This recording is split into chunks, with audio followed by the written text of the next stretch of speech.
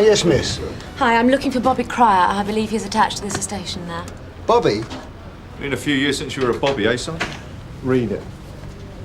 I'm Sgt Cryer. How can I help you? Gail Roper, solicitors for Barlow and Company. Normally I would have phoned, but as I was almost passing... here we are. Can you be in our office for 12 o'clock?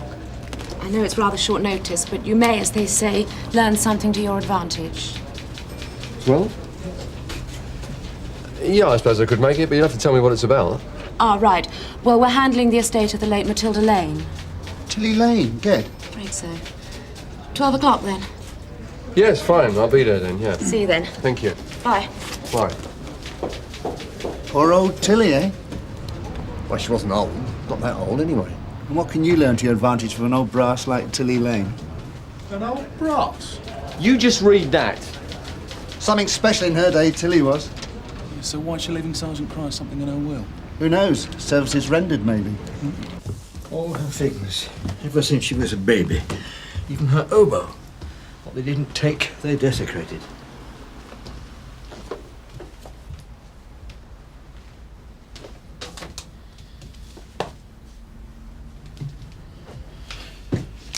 Here it is.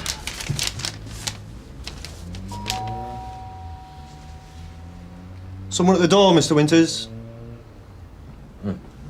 Excuse me.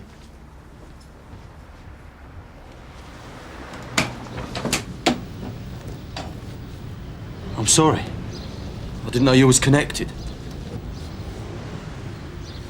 It's all there. You will tell Ralphie. I bought it all... Shit!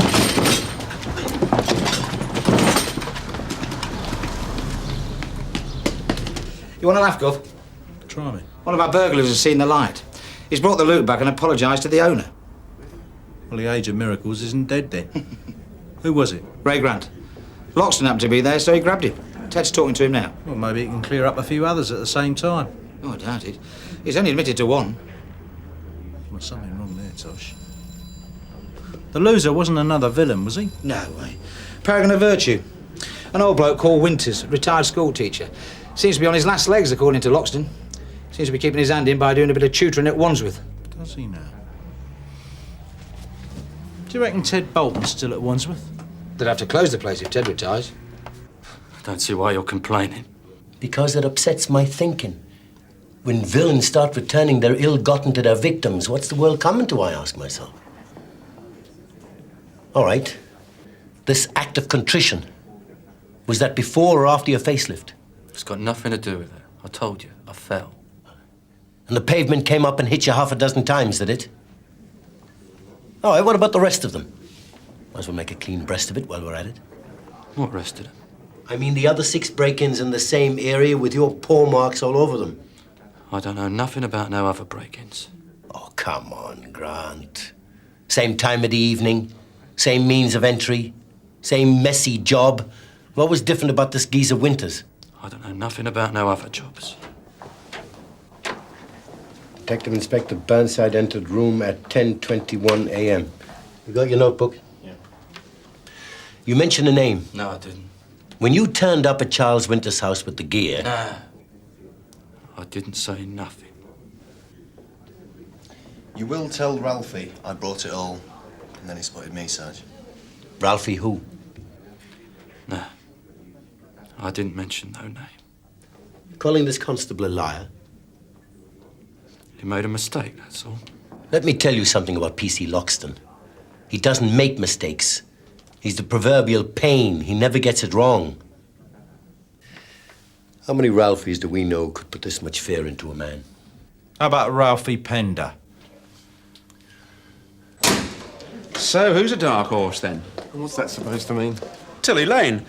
Now, why would an old tart like Tilly Lane be dropping a few quid in your direction? If I were you, Tom, be very careful before I said anything else. Come on now, Bob. You might learn something to your advantage. That's legalese, for there's a few quid coming your way. What did Alec do? Take notes and hand out photocopies? I don't see why a rat like Pender would be looking after the interests of someone like Charles Winters. A so-called pillar of society. I want to know the connection, Ted. Find out all you can about him, down to his underpants. You want me to go to Wandsworth? No. No, you see Winters. I'll see Pender. Winters. Where do I know that name from? That. Get it off there, yeah? Get rid of Oi, Bobby! What's all this I hear about you and Tilly Lane? Past the news of the world, he's giving out bulletins. What have I done?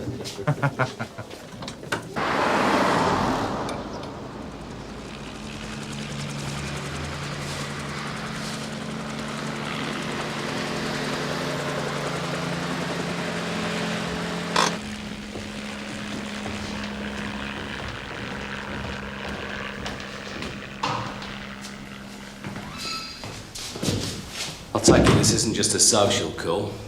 Relax, Pender. Sit down. I'm just checking you're still here. I'm here, Burnside. I've got my head down. Getting my time in. Keeping your reputation intact till you get back out on the streets. I'm well out of that now. Who am I? The prison chaplain? What's all this about? I'm not looking for any hassle. Ask around. I'm doing my time, keeping my nose clean. Tried telling that to Ray Grant. Grant? He's got a new angle on housebreaking. Next day, he takes the gear back. This keeps up. You'll be out of a job. So what's all this got to do with me? I don't waste my time, Pender. He didn't take that stuff back because Winters asked him nicely. He was lent on. Severely. So? Leave it out. I'm not asking if you've seen to it. I'm asking you why. I can't help you, Burnside. I told you I'm out of it. I'm a changed man. Changed? Hurting people is a drug to you, Pender. You couldn't give that up to save your miserable life. What would you know, Burnside? Who are you to judge people? Time to go, Mr. Bolton. I need the fresh air of my cell. Mr. Winters! Mr. Winters! Detective Sergeant Rhodes, Sunhill CID. Well, this is service indeed. I suppose you have brought my property back. Oh, I'm sorry, sir. We have to produce it in court as evidence. My daughter's oboe. That as well, I'm afraid. I'm sorry, Mr. Winters, but the officer who caught the thief didn't know anything at all about your Victoria. Do you understand? That inquiry was dealt with by the murder squad, not by Sunhill. Yes, I suppose it's just one amongst many for you people.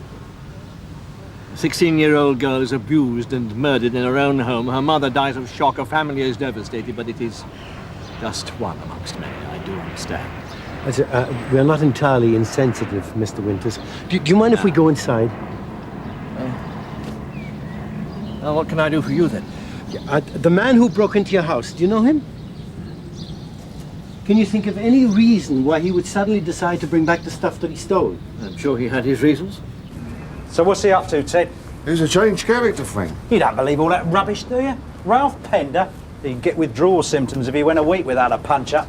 How many heads has he cracked since he came in here? I know it might sound unbelievable, but he has changed, believe me. He's steady. Reckons he wants letters after his name. He's already got letters after his name. Ralph Pender, GBH. Why would Ralph Pender be looking after your interests? My recollection is the thief said Ralphie. I didn't hear a surname. We've got every reason to believe it was Ralph Pender. The thief confirmed this. We're sure it was Pender. You do know him, don't you? I'm sure you know as well as I do that I've been a prison visitor for many years. And since retiring from teaching, I've been tutoring as well. So yes, I do know Ralph. Indeed, I regard him as a friend. A close friend? I'm not such a fool that I can't see where your questions are leading, but no. I did not ask Ralph to arrange the return of my property. But you did tell him about the break-in.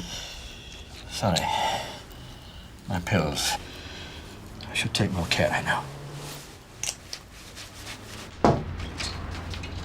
Sergeant Cryer. Sorry to intrude. No, come in. Mr. Cryer. I'm not surprised you don't remember me. Must be, 16 or 17 years after all. Joe Rose, Tilly's kid. Oh. Have I changed that much? Well, You haven't. Just as I remember him. Yes, well, thanks for popping in. It's just that Mrs. Lane has left you a small bequest. She never forgot the young constable who saved her child's life. Neither have I. £1,000. Well, that's very generous, but I'm really... Wasn't all immoral earnings, Mr. Cryer. She invested wisely, Mum did. Oh, I'm not judging. I thought a lot of Tilly. Everyone did. True. Well, I've finished my business, so I'll let you get on with yours. Yeah, I'm sorry. It's nice to have met you. I'm sorry to hear about Tilly. Oh, she lived a full life. That she did. Bye.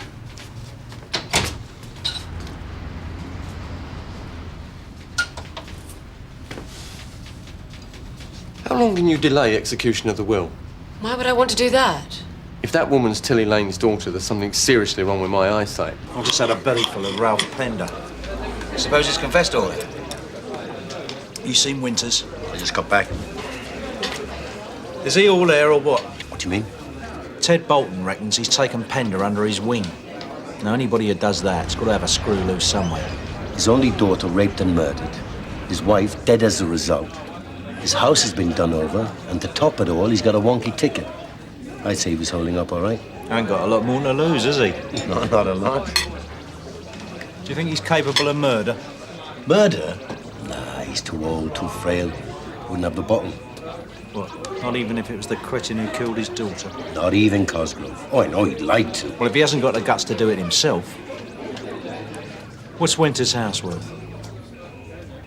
No idea. Must be a fair bit these days. 200 grand? Could be a lot more. Not a bad fee for a hit. I don't get your drift.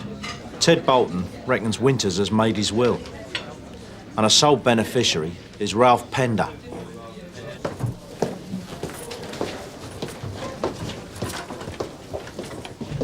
Well? Well, what? Come on, Bob. Tilly Lane. I've got a phone call to make, then I've got to speak to CID, Alec. Christine Black, please. Leave you her whips and shackles then, did she? Are you still publishing this? Lips are sealed. She left me £1,000. What? It's going into the dependents fund. Now, will you scram, Alec? I'm busy. Look, Alec, can we have an end to the wisecracks? Yeah, we'll consider it done. Yeah, Sgt Cryer, Sun Hill. Yeah, I'll wait. Sarge, if you don't want the kinky boots, there's a few of us who'd like to make you an offer. Morning, Frank. Morning, sir. I wanted to talk to you about this fellow Winters. Oh, yeah. How are you planning to handle it? Well, I think we should lean on the pair of them, but concentrate on Winters. I mean, Penders has been there hundreds of times. He don't worry easily. The man has a dicky heart. You know what the press would do to us if it went wrong. No, we're not talking about shoplifting, Gordon. I mean, this is conspiracy to murder. Assuming you're right. I know I'm right. Look, he's not a hard case. I lean on him a bit, he's going to cough. I mean, what other possible reason could anybody have for dropping Ralph Pender a mega earner? Have you considered the possibility that Winters might be all he seems? A lonely, insignificant little man bent on giving a con the chance he's never had. Yeah, I've considered it for all of 10 seconds. Winters hasn't found a son. He's found a muscle to do the job he'd love to do himself, but hasn't got the guts to. Put Cosgrove 6 feet under. I take it you've advised both prison governors. Tosh Lyons did that yesterday. You better be wearing kid gloves, Frank. Like he was my own mother. Strictly by the book, then.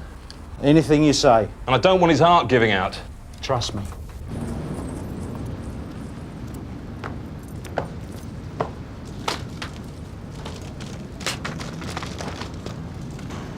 I'm happy to be of assistance, though I have to admit I'm a little perplexed by it all.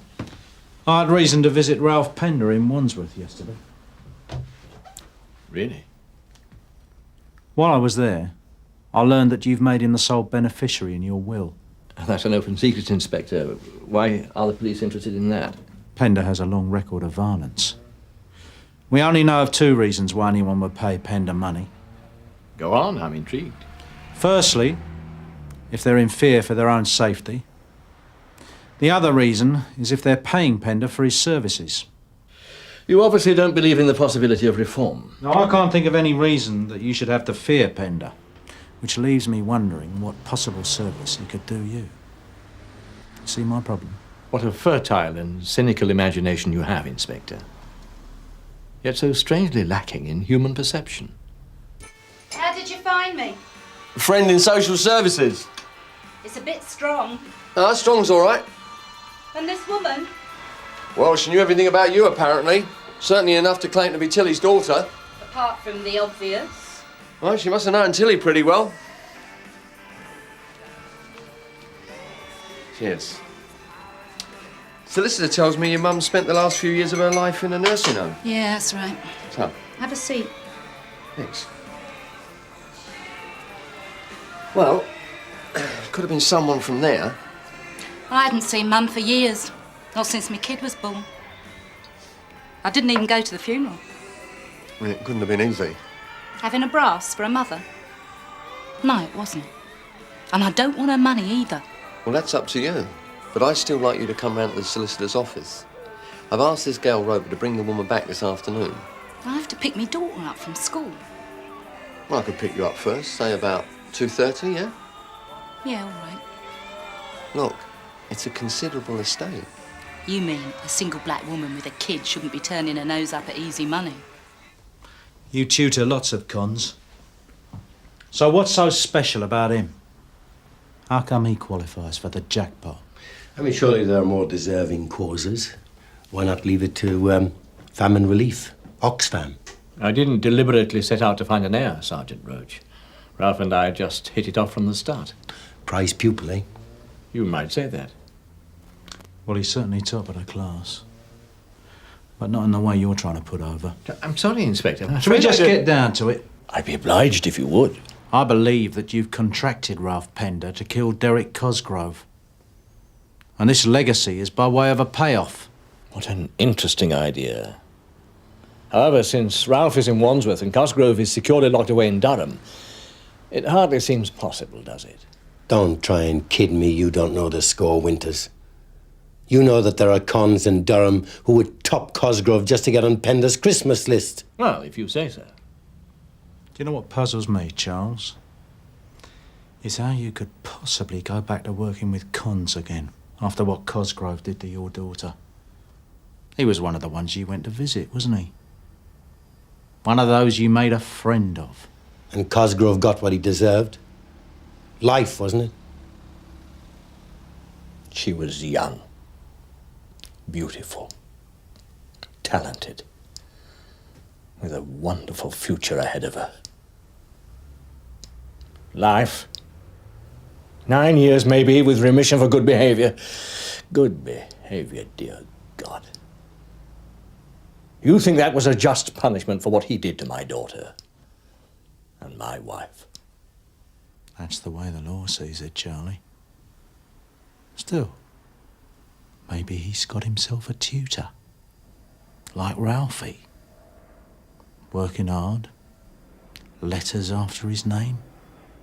Maybe he's reformed. I think you'd better leave.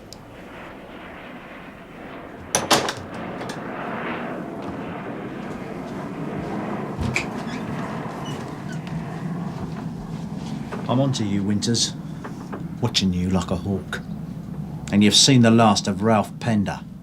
Your prison career is over. Get it? Some things cannot be stopped, Inspector. They are preordained. Absolutely inevitable. Sorry she kept you waiting, Mrs. Roper. What? What's going on? All right, you can drop the act. What act? You know, you might have carried it off. If you'd have left immediately after the reading of the will, I wouldn't have met you and no one would have known what was going on. You obviously knew everything there was to know about Tilly and her daughter, didn't you? Except the one thing that Tilly would never have thought worth mentioning. Cheryl Price, I'm arresting you for attempted fraud. I must advise you that anything you say... Skip it, lover, I know the drill. I nursed her for 3 years, I did. And there wasn't a day went by when she didn't talk about you. She was the real McCoy, Tilly was. And you didn't deserve her.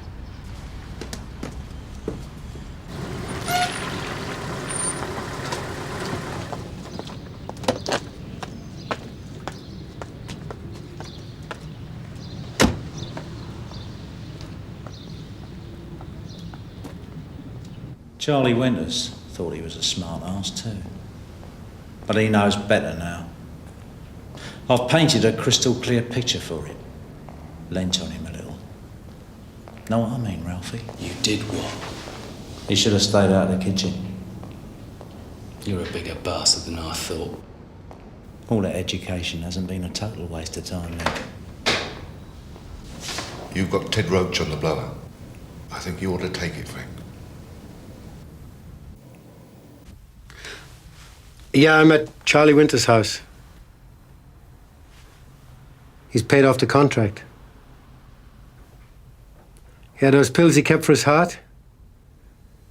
Looks as though he's taken a year's supply. Yeah, he left a note. He wishes to be buried with his wife and his daughter, and he exonerates anyone from blame. Oh, and he says that his will still stands.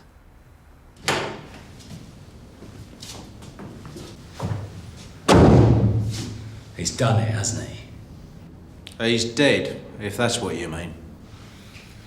Yes, Charlie. What have you got to say now, copper? You ain't got his money yet. You still don't get it, do you? You think I saw him as a soft touch? Give us a minute, Ted.